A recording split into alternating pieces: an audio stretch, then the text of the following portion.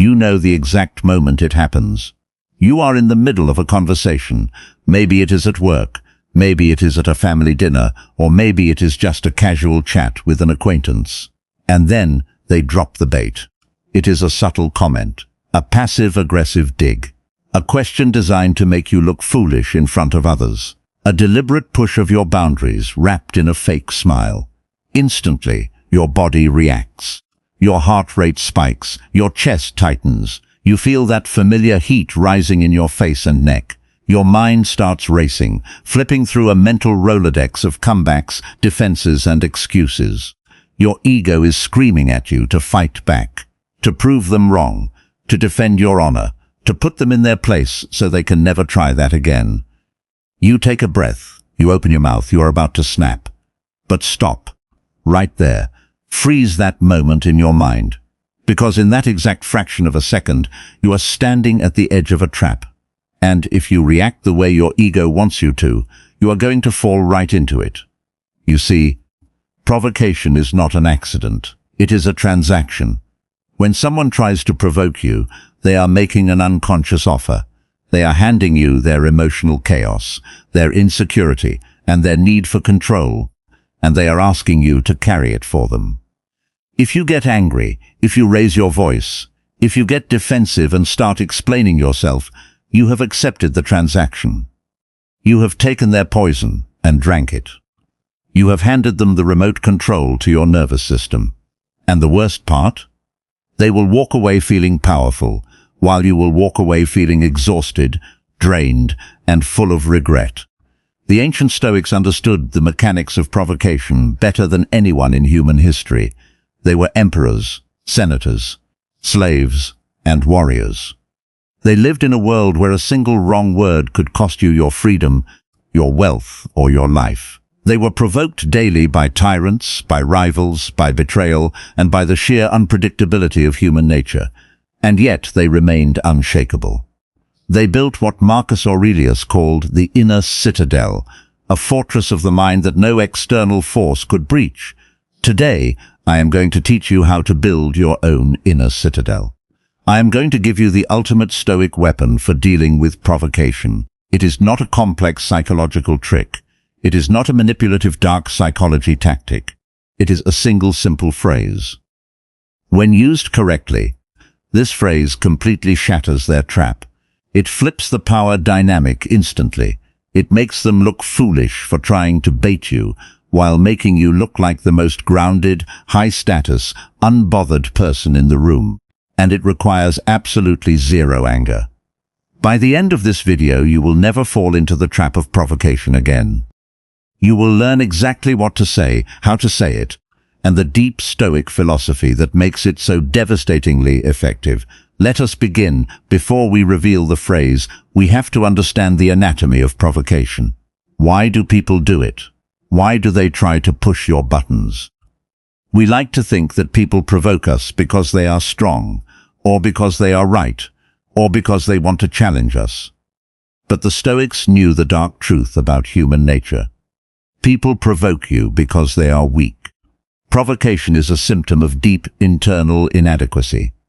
When someone tries to bait you, they are doing it because they cannot handle your peace.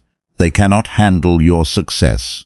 They cannot handle the fact that you are not reacting to their presence.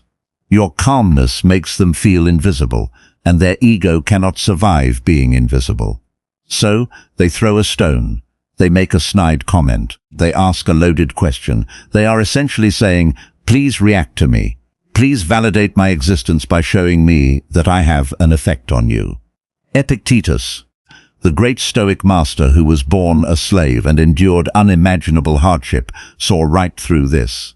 He said, "If someone succeeds in provoking you, realize that your mind is complicit in the provocation." Read that again. Your mind is complicit. The other person only threw the bait. You are the one who chose to bite. You are the one who decided that their opinion of you was more important than your own peace of mind. You are the one who decided that your ego needed to be defended. Marcus Aurelius, the emperor of Rome, dealt with constant provocation. There were senators who hated him, generals who plotted against him, and crowds who mocked him. In his private journal, The Meditations, he reminded himself of a brutal truth. He wrote, "The best revenge is not to be like your enemy." Think about the power of that statement. The most powerful man on earth did not believe that the best revenge was to crush his enemies, to out-argue them, or to humiliate them. He believed the best revenge was to simply refuse to become like them, to refuse to let their toxicity infect his character. When someone provokes you, they are inviting you into the mud. They want a mud wrestling match. And the moment you get angry, the moment you start shouting or defending yourself, you are in the mud with them. And in the mud, they are the experts. They have been living there their whole lives. You cannot win a mud wrestling match with someone who is comfortable in the dirt. The only way to win is to refuse to step into the mud in the first place. So, how do you refuse? How do you stand there, while someone is actively trying to bait you, and completely deny them the reaction they are desperate for? You use the phrase, when someone tries to provoke you, you look them directly in the eyes. You keep your face completely relaxed, and you say only this, "Are you okay?" That is it. Just 4 words. Are you okay? Now, before you dismiss this as too simple or think it sounds sarcastic, let me break down exactly why this phrase is the most psychologically devastating response to provocation in the human language, and why it is the ultimate expression of Stoic mastery.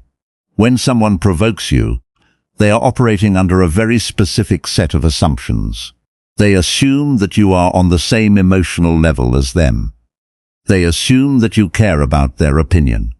They assume that their words have the power to hurt you.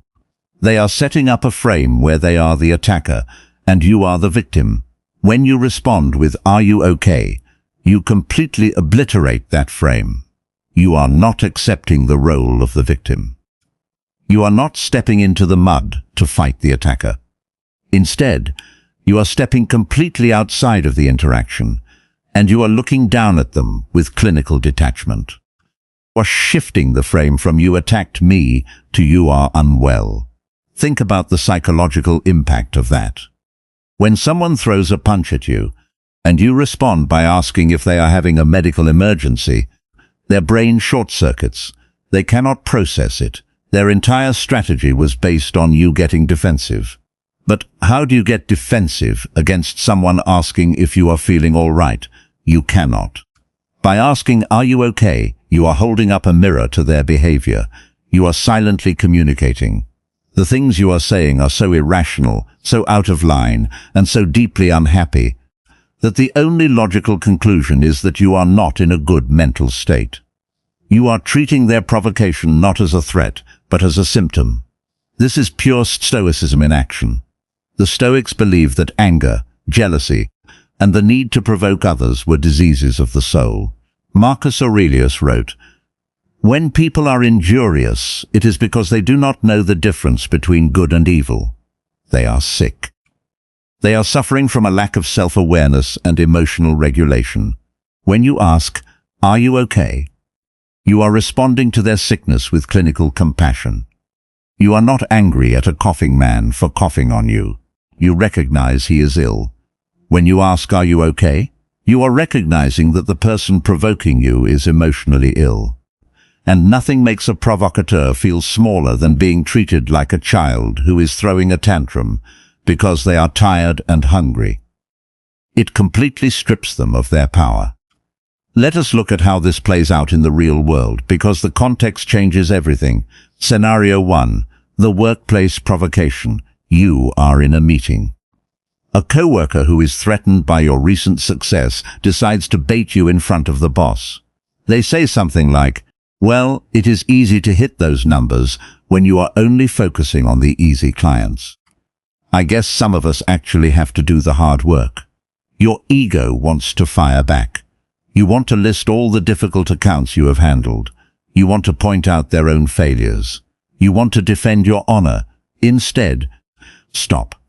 You do not break eye contact. You keep your shoulders relaxed. You look at them with genuine, calm curiosity, and you say, "Are you okay?" Then you go completely silent. What just happened?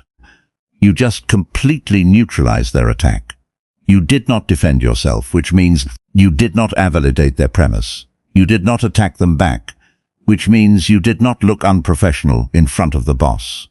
Instead, you highlighted their bizarre, inappropriate behavior. Your coworker is now trapped. If they say, "Yes, I am fine," they look ridiculous because their tone clearly showed they were not fine. If they say, "No, I am angry," because you are lazy, they look unhinged and emotional in front of the boss. You have forced them to either back down or expose their own lack of professionalism. And you did it without raising your voice a single decibel. Scenario 2.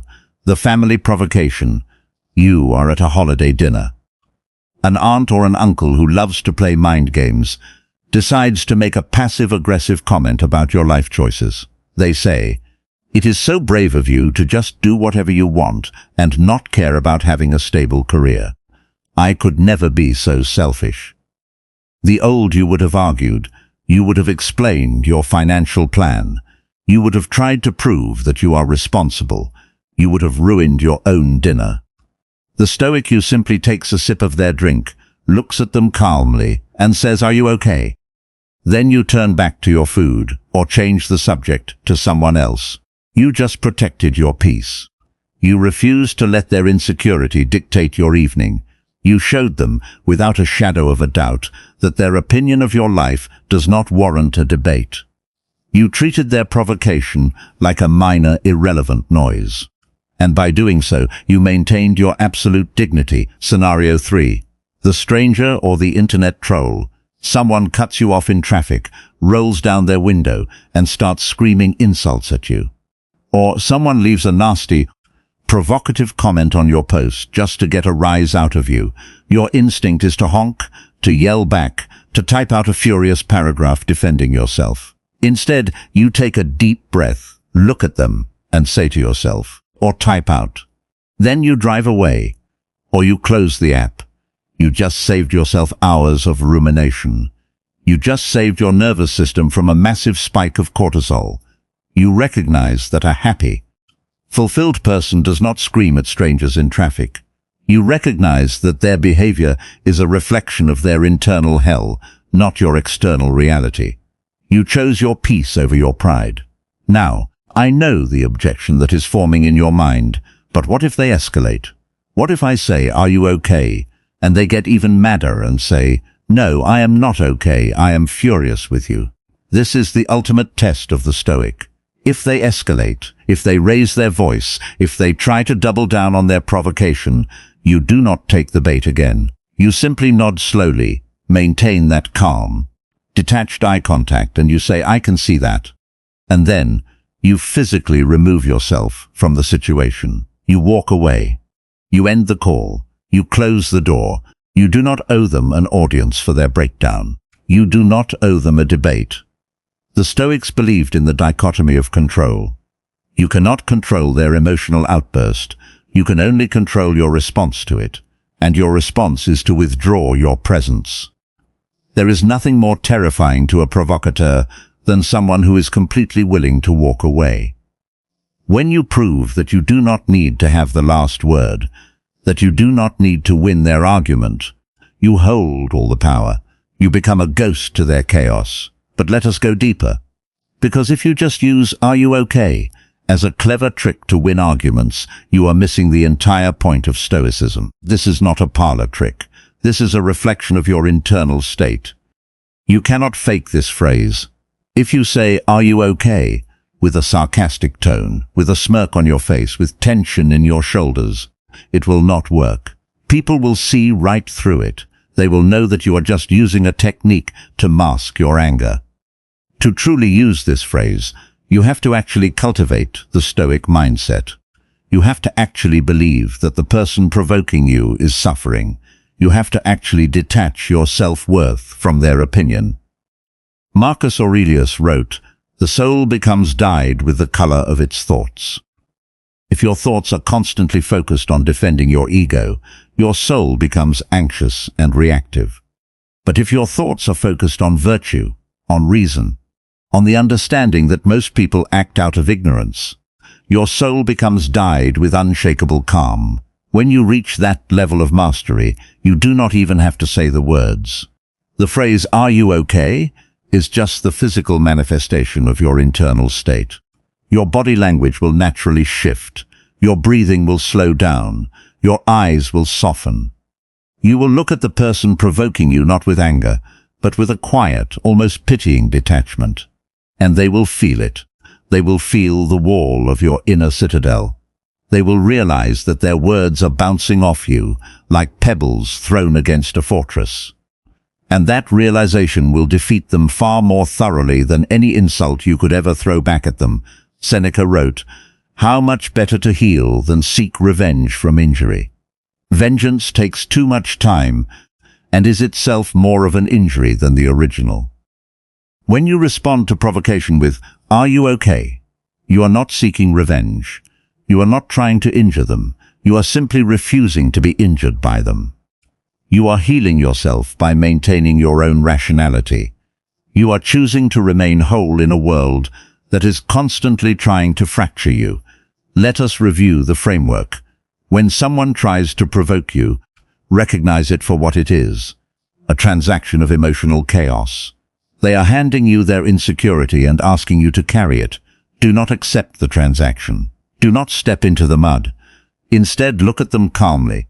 Keep your body relaxed and ask, "Are you okay?" This flips the frame. It shifts them from the attacker to the unwell. It holds up a mirror to their irrational behavior. It denies them the dopamine hit of a reaction. If they escalate, you do not fight back. You simply say, "I can see that," and you walk away. You withdraw your presence. You protect your energy. And most importantly, you use this moment to practice your Stoic philosophy. You remind yourself that their behavior is a reflection of their soul, not yours.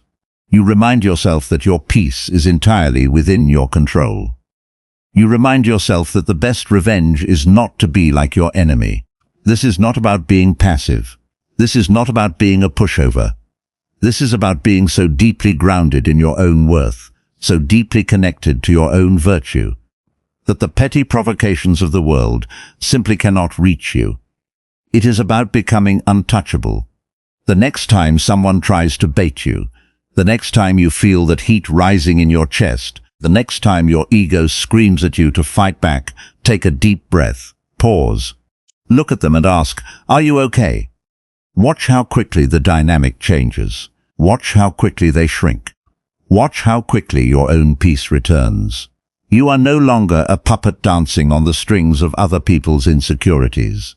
You are the master of your own mind. You are the guardian of your own inner citadel. As Epictetus said, "It is not he who reviles or strikes you who insults you, but your opinion that these things are insulting."